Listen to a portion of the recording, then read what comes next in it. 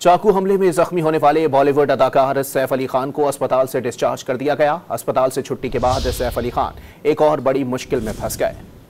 भारतीय अदालत ने नवाब खानदान की 15,000 करोड़ रुपए की जायदादें बहक के सरकार जब्त करने की इजाजत दे दी। एक हफ्ते के इलाज और देखभाल के बाद भारतीय अदाकार सैफ अली खान को अस्पताल से छुट्टी मिल गई। खुद चलकर गाड़ी में बैठे अदाकार को सख्त सिक्योरिटी के दरमियान रिहाइशगाह पहुंचाया गया। सैफ अली खान ने घर पहुंचने पर मद्दाहों को देखकर हाथ भी लहराया। अदाकार को डॉक्टरों की जानिब से एक हफ्ते के लिए मुकम्मल बेड रेस्ट का कहा गया है। उधर सैफ अली खान पर हमला करने वाले मुलजिम का तफ्तीश के दौरान बयान सामने आ गया। दावा किया कि वो सैफ अली को कत्ल नहीं करना चाहते थे। सैफ अली खान ने ऐसे जकड़ा के भागने के लिए चाकू के वार करना पड़े। मुलजिम ने तफ्तीश के दौरान बांग्लादेश से भारत में दाखिल होने का भी इतराफ कर लिया। अस्पताल से डिस्चार्ज होने के बाद सैफ अली खान नई मुश्किल में पड़ गए। भारतीय अदालत ने मध्य प्रदेश में नवाब पटौदी खानदान की 15,000 करोड़ रुपए की जायदादें भाग के सरकार जब्त करने की इजाजत दे दी। अदालत ने अहम फैसला देते हुए 2015 में उन जायदादों पर आयद हुक्म इम्तना को खत्म कर दिया है। सैफ अली खान ने जिस घर में बचपन गुजारा वो भी छिन जाने का खतरा मंडलाने लगा। पटौदी खानदान की तारीखी नुमाया जायदादों में फ्लैग स्टाफ हाउस के साथ नूरुस सवा पैलेस, दारुस्सलाम और अहमदाबाद पैलेस समेत दीगर शामिल हैं।